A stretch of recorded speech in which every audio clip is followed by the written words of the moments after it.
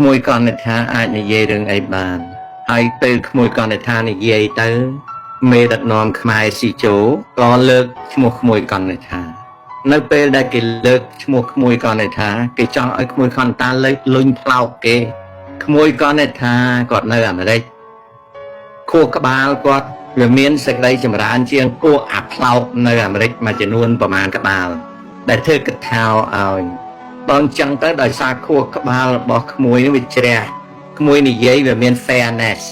មានសេចក្តីល្អសម្រាប់ខ្មែរនៅពេលដែលមេដឹកនាំខ្មែរនិយាយពីឈ្មោះអ្នកណាគឺចង់យកអ្នកហ្នឹងធ្វើអ្នកកានកថានៅពេលដែលគេលើកយកឈ្មោះខ្ញុំមកនិយាយគេចង់ឲ្យខ្ញុំធ្វើកថាគេចង់ឲ្យខ្ញុំលុញផ្លោកគេនៅពេលដែលគេលើកកនថាមកនិយាយក៏គេចង់ឲ្យកនថាលុញផ្លោកគេ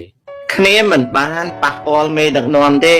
គ្នាមិនបានប៉ះពាល់មេដឹកនាំទេគ្នាគ្រាន់តែចង់ឲ្យខ្មែរនឹងសំរុំពីព្រោះខួរក្បាលគ្នាមករស់នៅសហរដ្ឋអាមេរិកវាចម្រើនមិនមែនដូចអាកថាដែលនៅរាប់សិបឆ្នាំហើយវិលទៅថ្វាយអង្គមហើយលុញផ្លោកអត់ឈប់ទេអញ្ចឹងក្មួយស្រីកនថាគាត់មិនបានធ្វើអញ្ចឹងទេគាត់ being fair មានន័យថាគាត់និយាយអីវាសមរម្យ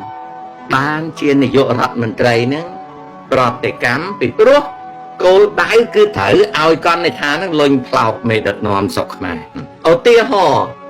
ក្មួយកនថាមិនបាច់ចាំធ្វើអីទេអ្នកនៅក្នុង Facebook អីគេច្រើនលើកតម្កើងថាកនថាគឺជាស្ត្រីដែលធ្វើឲ្យជនពុកអលួយត្រូវបានរហែកត្រូវបានបកអាក្រាតកុំភ្លេចណាជនពុកអលួយគឺជាចំណែកមួយនៃអ្នកដឹកនាំគឺជាស្ដេចពុកអលួយស្ដេចនៃជនពុកអលួយពិភពពុកអលួយនៅស្រុកខ្មែរគឺមេដឹកនាំខ្មែរនេះជាស្ដេចគាត់ជាអ្នកការពារគាត់ជាអ្នកបង្កើតអញ្ចឹងបនពួយអាលុកនៅស្រុកខ្មែរគឺស្ដេចពុកអលួយគឺអ្នកដឹកនាំអ្នកកាន់អំណាចអញ្ចឹងបើក្មួយកនថាប៉ះអុកញ៉ានេះប៉ះអាក្រមនេះប៉ះលេខប៉ះកើតវាប៉ះពងក្តរមេដឹកនាំដល់វាប៉ះពងក្តរមេដឹកនាំក្មួយកនថា